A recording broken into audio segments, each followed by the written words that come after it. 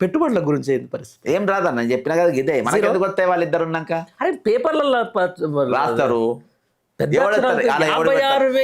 56,530 కోట్ల పెట్టుబడులకు సైన్లు చేసిన రాస్తున్నారు కదన్న. సైన్లలో ఏలు ముద్ర పెట్టడం నాకు అవసరం లేదన్న. ఒక రూపాయి రాదు ఇక్కడికి. అంతేనా? ఒక రూపాయి వచ్చేవాడు పెట్టాడు. వీళ్ళందరూ ముఖ్యమంత్రుల దగ్గర పోయి ఒక కామెంట్ పాయింట్ పడ కలిసి అన్న పెట్టుబడులు పెట్టేటకు సీక్రెట్ గా పోతాడు. ఆ ఇన్వెస్టర్ని ఇంకొకరిని చూడనియాడు, ఇంకొకరిని మాట్లాడు. ఓపెన్ గా పడితే వన్ రాష్ట్రం పడితే మనకెందుకు రానిస్తారన్న? ఫడ్నవీస్ రెండోసారి చీఫ్ మినిస్టర్, కేంద్రంలో వాళ్ళ ప్రభుత్వం ఉంది. వాడు ఏమైనా మినాయింపులు ఇప్పిస్తే ఇప్పియగలుగుతాడు.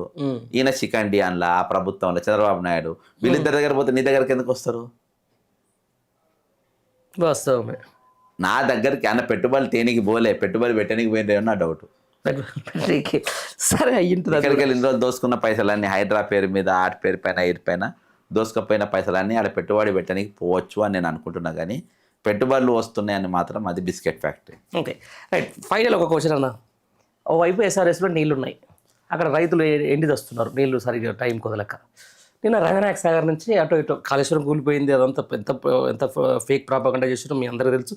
దాంట్లో మీరు కూడా అప్పుడు ఉండే అంటే మరి అసలు మీరు చెప్పింది ఏంది ఏం కదా అనే తర్వాత జనాలు ఎంత నమ్మిరు అనేది. ఈరోజు అదే రంగనాయక సాగర్ నుంచి 1,60,000 ఎకరాలకు నీళ్ళు వదిలినామని చెప్తున్నారు మంత్రి. ఏంది అసలు కాళేశ్వరం కథ? ఇంత జనాలను అంత నమ్మించాల్సిన అవసరం ఏమొచ్చినప్పుడు? అన్న మా వాదన ఏముందంటే, రాజశేఖర రెడ్డి గారు ఉన్నప్పుడు దాని పేరు టైటిల్ మార్చుడు ఒకటి ప్రాణహిత చేవెళ్ళ. రాజశేఖర రెడ్డి గారు తలకెళ్ళి తల మీద నీళ్లు పోద్దాము కిందికి వస్తాయి అని కాంగ్రెస్ పార్టీ ఆలోచన ఉంది. గత ప్రభుత్వం లేదు లేదు కాళ్ళకెళ్ళి తల మీద తీసుకుపోదామంటే దానికి ఖర్చు అవుతుంది అని చెప్పినాం. ఇక్కడ డిఫరెన్స్. ఓకేనా? ఇదే డిఫరెన్స్. ఇక ఖర్చు కాకుండా మనం ఖర్చు వస్తాం. సరే, అందులో మేఘకృష్ణారెడ్డి అప్పుడు ఉన్నాడు. ఈయన సిబిఐ ఎంక్వైరీ చేస్తాను, మళ్ళీ ఎంబడి పట్టుకోకుండా. ఈరోజు వాళ్ళు ఆ నీళ్ళు వదిలి తీసుకుపోయే మంత్రి మనక. నేను దీని మీద అందరికంటే మంచిగా మాట్లాడతాను. నాకంటే, లేకుంటే రేవంత్ రెడ్డి కంటే, సురేఖ గారి కంటే, వీళ్ళందరికంటే బెస్ట్ అంటే రాహుల్ గాంధీ వచ్చి మాట్లాడితే బాగుంటుందని నేను అనుకుంటున్నాను దాని మీద. ఎందుకంటే అది కట్టిన మేఘకృష్ణారెడ్డి మీ దగ్గరనే ఉన్నాడు. మళ్ళీ ఆయన వర్క్ చూసి మళ్ళీ నువ్వే వర్క్ ఇచ్చినావు. ఆల్రెడీ మేడిగడ్డ మీదకి ఎక్కి శపథం చేసింది నువ్వే, కమిషన్ వేసింది మీదే, నీళ్ళు వదిలింది మీరే. కాబట్టి అన్ని కామన్ పాయింట్లు నువ్వే వచ్చినావు. కాబట్టి అసలు అక్కడ ఏం జరిగిందని నువ్వు మాట్లాడితే బాగుంటుంది కదా. కాళేశ్వరం ఏటీఎం అన్నావు, ఏటీఎం మిషన్ ఏడుందో నువ్వు చెప్తలేవు. మాకు కూడా ఇక్కడ కనబడతలేదు. మేఘకృష్ణ అంటే మీ దగ్గర ఉండు కదా. మేఘకృష్ణ మీ దగ్గర ఉన్నట్టు ఏటీఎం కూడా మీ దగ్గరనే ఉన్నట్టు కదా.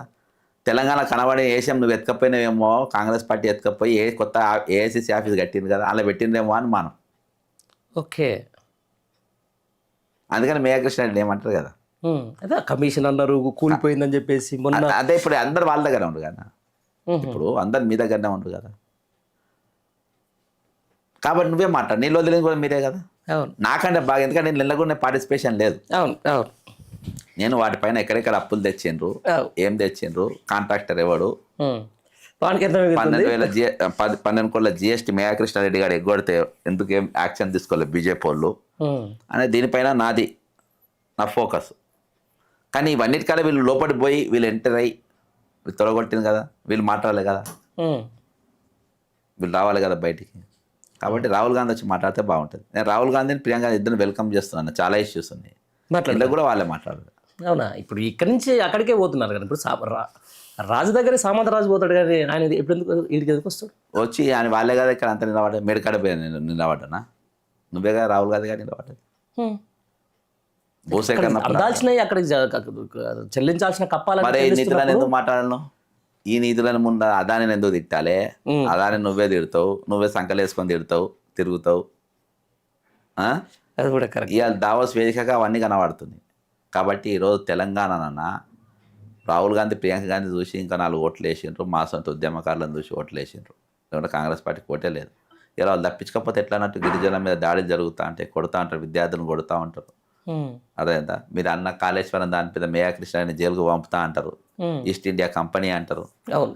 ఈరోజు ప్రతి దానిపైన మీరు అబ్బం తెప్పి ఇలా కనబడకుండా చేయి దులుపుకొని పోతే ఎట్లా అన్నట్టు. కాబట్టి వస్తే ఇప్పుడు రాండి, లేకుంటే ఎన్నికల పొడుగు రావద్దు. మొక్కన కూడా మొక్కలు చూపించద్దు. దీని మీద మాత్రం చాలా గట్టి స్ట్రాంగ్ ఉంటాం. అంతేనా? అంతే. ఎట్లా పోతున్నాయి అన్న స్థానిక సంస్థల ఎలక్షన్స్ ఏ- ఇదంతా చూస్తుంటే? అంటే అది ఇష్యూ కాదు, బట్ అవునన్నా ఇదంతా అన్నా ఎట్లున్నా లోకల్ ఎలక్షన్స్లా రూలింగ్ గవర్నమెంట్కి ఎందుకంటే పెట్టుబడి పెట్టి గెలుస్తాడు.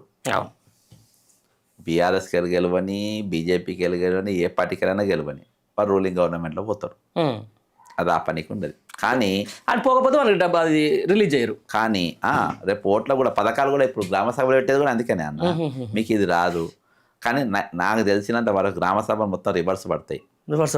పడుతున్నాయి అదే రివర్స్ పడతాయి అన్న. లోకల్ బాడీ ఎలక్షన్స్ కూడా నేను చెప్పలేను, ఎందుకంటే నేను చెప్పిన కదా ఇప్పుడు స్టేటస్ ఇవన్నీ ఉంటాయా అన్న.